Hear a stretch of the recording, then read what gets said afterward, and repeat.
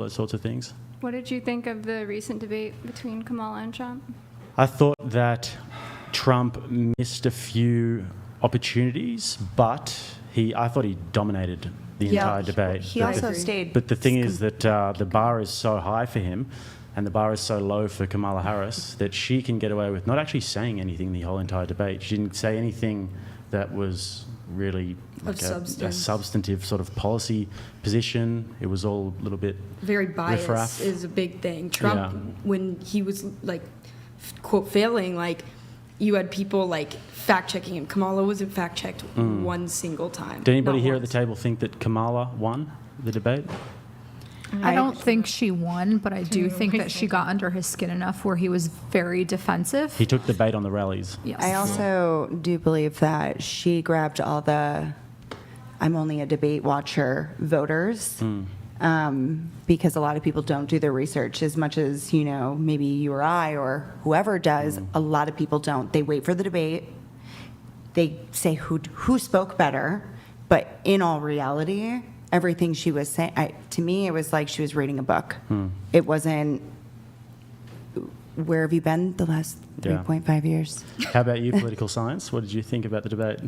I didn't watch the debate, but I like Kamala, and I feel like an odd one out. Yeah, no, that's all right. What do you like about her? Yeah. I don't know. I think she's well-spoken, and I think she's, like, personable. And to me, I think I also have, like a familiarity bias. She kind of reminds me of, like, Obama's charm.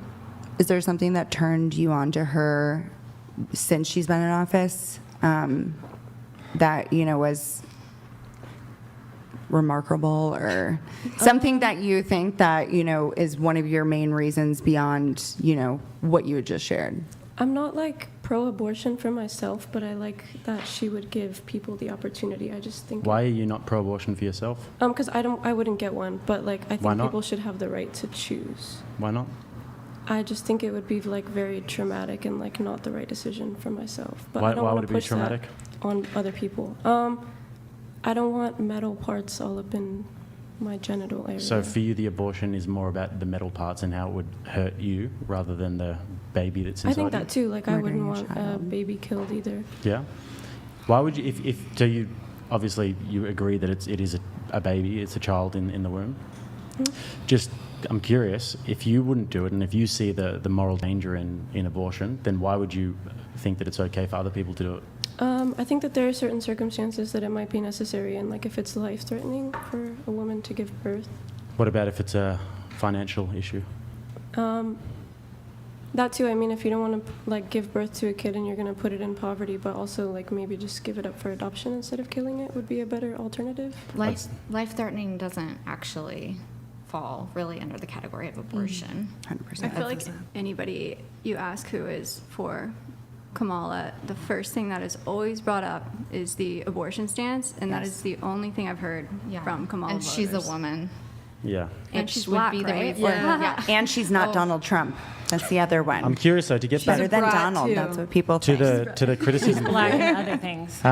Just to tie a knot on this one, I feel like the pink pill. You've got a bit of a YouTube channel going on. You've got maybe it seems like it's adjacent to the red pill, or is it completely opposite to the red pill? Well, it's adjacent to the red pill only because it became that way. When I first came to the internet, I was one of the few black women that encouraged black women to entertain all of their dating options. I came out with a book called Swirling. What did you think about Kevin Samuels? I thought that Kevin Samuels was not great. Not overall, not great.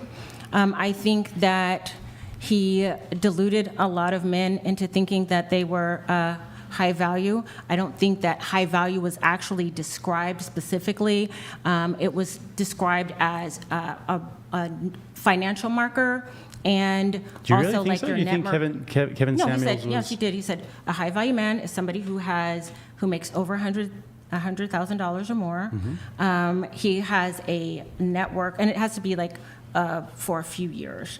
He has to have a good network, and he's got to be settled. Like, those were the main things. He didn't really talk about character, and there would be a lot of times where he would say, he actually invited me on the show. I've actually I knew him personally just through circling the drain with other folks in the space that I'm in, unfortunately. So in that part I'm interested because I used to love watching Kevin Samuels' videos, the way that he would get these black women on the show, and they would be, and he would have these arguments with them, because it's such a different sort of world, the sort of African American culture, because we don't have that in Australia at all. What particularly about it did you feel like he was deluding men about? Because there is an element of having resources that does make a guy high value. I don't really particularly like that term, but I think that if a man develops resources, it is a very positive thing for his perspectives in the dating market. Yeah, but you're going to have to give me more on that list than just that he makes six figures. Well, Kevin Samuels was also an image consultant, so he talked about dressing really well and carrying yourself well, having a network of other men, and having purpose and drive. And so 6 figures, he can wear a nice suit, and he has some friends. That's supposed to be something that I'm supposed to use. Well, what would you, if you had to say, if you were in his shoes, then what would you encourage? I would focus more. First of all, what I think.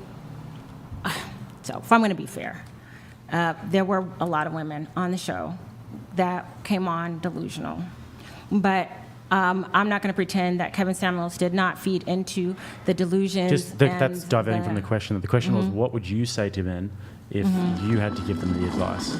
Oh, about what? About what a high value man is? Yeah. Okay. The first thing I would say is that it starts with your character. The nature of a true man is Kevin donated $28. Go on, keep going. The measure of a true man is not that he is never afraid. It is that he is afraid, or it may be hard, whatever the task, and he'll do it anyway. That is what a man is. Stoic. That's someone who has character, someone who has a strong cornerstone of beliefs and values. They are thoughtful. They are respectful of others. They cultivate their leadership skills, but they also know how to follow other people and take instruction from other people. They know how to choose friends. They know how to choose women. They inspire other men to be better. We'll take it a little bit slower. So a guy who's got character, and he's able to, what did you say first of all? You said he's able to get things done, even if he doesn't always have to feel like he's not scared. He can. The other ones was that he knows how to choose good friends. He knows how to choose he's got some friends. Okay. Woman. He's respectful of others. He's mindful of where he wants to go and direction he wants to go. Now, and if we're talking money, is this the hierarchy? Because at what point does actually having a career for a guy coming in? I was just about to get to that. Where does it come in? Is it after those or before those? No, I think that they should be in conjunction with each other. That's what makes them high value. Well, that's what makes them rare, because it's both. That's what makes the rarity. I would say that if you are building yourself and developing your resources and a career and these sorts of things, those are the characteristics that tend to come along with that for a guy.